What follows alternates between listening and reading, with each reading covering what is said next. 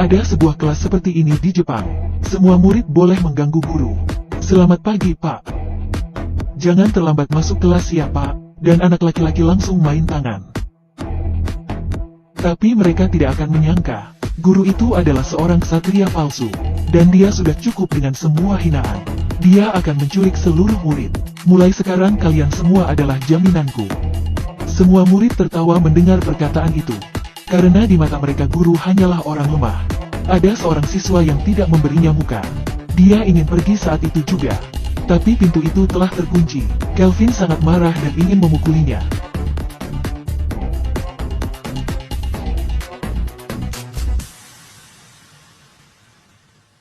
Dan guru juga tidak seperti biasanya. Dia menaklukkan semua murid dengan mudah. Tapi mereka kelihatannya masih tidak serius. Jadi dia memencet jam tangannya. Kemudian dia membuka pintu, meminta murid untuk pergi melihat di koridor. Seluruh koridor telah ditutup oleh reruntuhan. Saat ini para murid baru menyadari keseriusan masalah ini. Mereka hanya bisa mendengarkan aturan guru.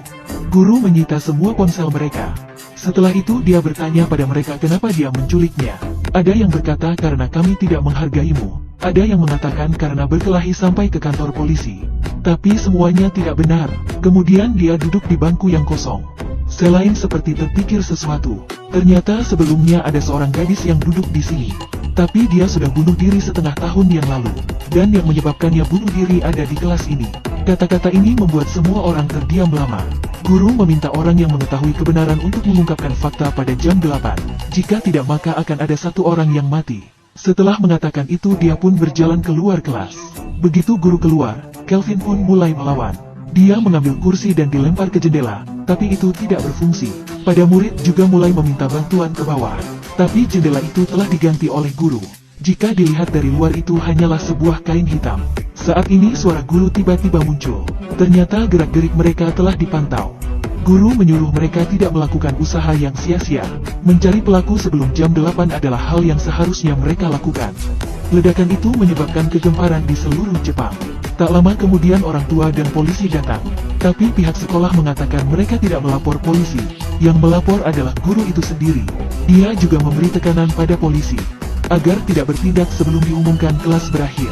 Setelah itu dia meledakkan kamar mandi di sebelah. Tapi itu belum cukup. Guru juga menyiarkan secara langsung di internet. Membiarkan kelas 3 abjad ini menghitung dosa-dosa mereka di seluruh Jepang. Para murid tidak ada cara. Mulai membahas penyebab kematian Lina. Pada saat itu teknik berenang Lina sangat bagus. Hal ini membuatnya terkenal di sekolah. Tetapi tiba-tiba dikatakan dia pernah mengonsumsi stimulan. Sejak itu reputasinya anjlok dan memilih bunuh diri karena tidak bisa menerimanya. Jawaban ini didukung oleh asosiasi renang. Jam 8 pun tiba dan guru meminta Selain berbicara. Menggunakan stimulan dalam kompetisi nasional. Dan bunuh diri karena hal tersebut bocor. Namun jawabannya tidak disetujui oleh guru. Setelah berulang kali ditekan, Selain memberi jawabannya sendiri. Lina bukan bunuh diri karena menggunakan stimulan. Seorang juara renang mengalami kekerasan brutal di sekolah. Dan semua yang dia miliki hilang. Dan akhirnya bunuh diri karena tidak bisa menahan tekanan itu. Ini adalah sebuah masalah yang menyedihkan. Selain mengatakan tentang konsekuensi yang dia lihat. Setelah Lina dikatakan menggunakan stimulan, semua murid mulai menghinanya. Para penggemarnya juga memarahinya. Begitu Lina masuk ke kelas, dia akan mendengar suara Saura yang tidak enak. Ada yang berkata kehidupan pribadinya sangat kacau. Ada yang bilang dia menelan uang sponsor. Seketika semua tuduhan dikeluarkan. Seolah-olah itu adalah kebenarannya. Tetapi tidak ada yang peduli dengan kebenaran masalah ini. Pada akhirnya juga mengatakan siapa yang dekat dengan Lina maka seluruh kelas akan menjauhinya. Kata ini yang membuat Selain tidak berani menyatakan posisinya. Jadi dia perlahan menjauh darinya. Dan Lina tidak ingin mempermalukannya. Jadi dia menulis sebuah surat.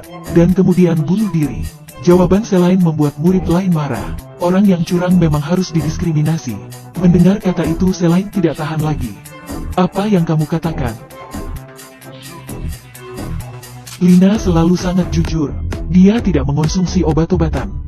Jelas-jelas kalian semua yang mendorongnya ke tepi jurang. Sekarang dia sudah mati dan kalian masih mengatakan keburukannya. Kalian benar-benar kelewatan. Sebagai teman dia tidak peduli pada waktunya. Sebaliknya meninggalkannya saat dia memerlukan dukungan. Dia melihat tulisan tangan basah dalam surat ini. Dia bisa membayangkan seberapa deritanya Lina saat itu. Dia mengakui dirinya adalah sumber masalah dari hal ini. Tapi guru tetap tidak menyetujui jawabannya.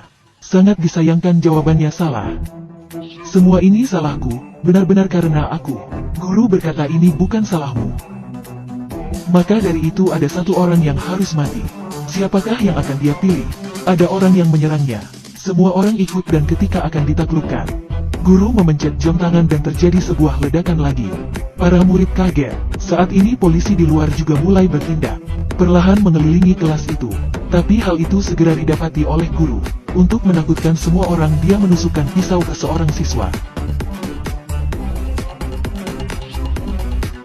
Dia benar-benar membunuh seorang siswa.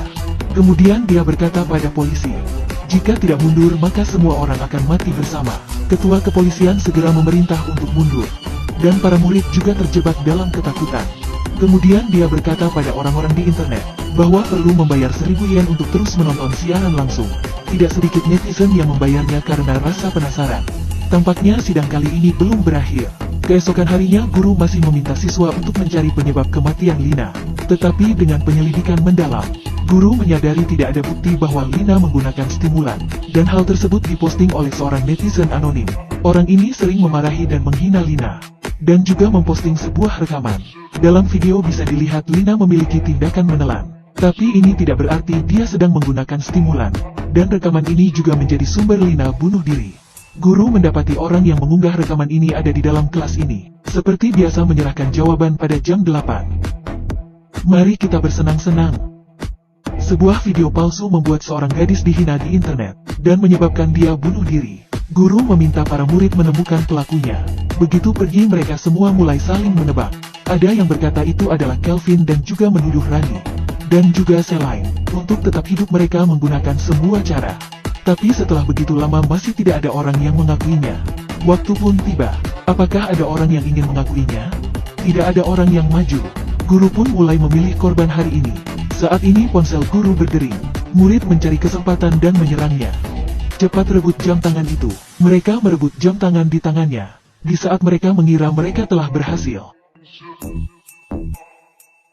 Tampaknya yang mereka rebut itu adalah palsu.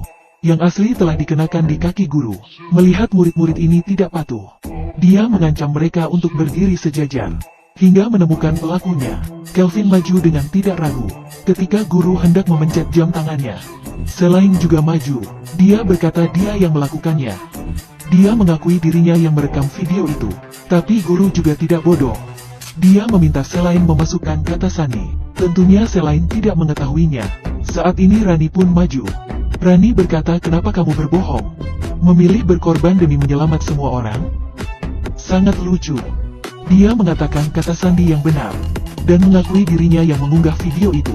Alasan dia melakukan itu harus diceritakan dari setengah tahun lalu. Ternyata sebelumnya Rani dan Lina adalah teman baik. Setiap hari mereka pulang bersama.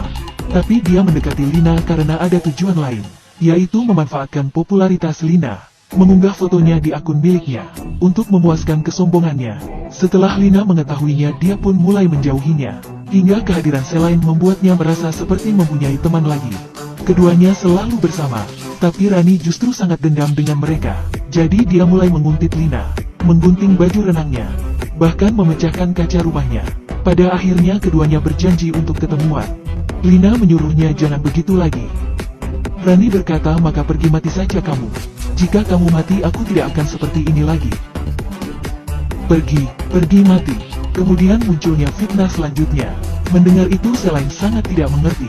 Kamu bisa melampiaskan padaku jika kamu tidak senang. Biar aku tidak mendekatinya. Apakah kamu akan menjauhinya setelah aku mengatakannya? Selain berkata bisa. Dasar pembohong. Saya mengatakan sebenarnya. Saya akan menjauhinya. Guru juga memiliki niat baik. Saya adalah gurumu. Saya memiliki kewajiban untuk membawamu ke jalan yang benar. Kamu benar-benar gila.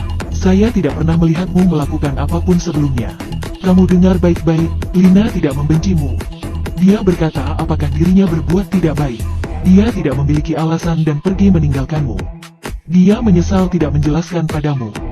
Dia ingin mempunyai teman sepertimu. Rani benar-benar sadar. Tapi kasus ini belum berakhir. Penyebab kematian Lina telah ditemukan. Maka lepaskanlah kami. Belum, bukankah ada orang lain yang membuat video itu? Pada akhirnya Kelvin datang ke ruangan guru dan menanyakan kematian murid yang meninggal. Guru hanya tertawa, melemparkan sepotong tangan, dan pihak polisi juga menemui guru untuk menegosiasi persyaratan.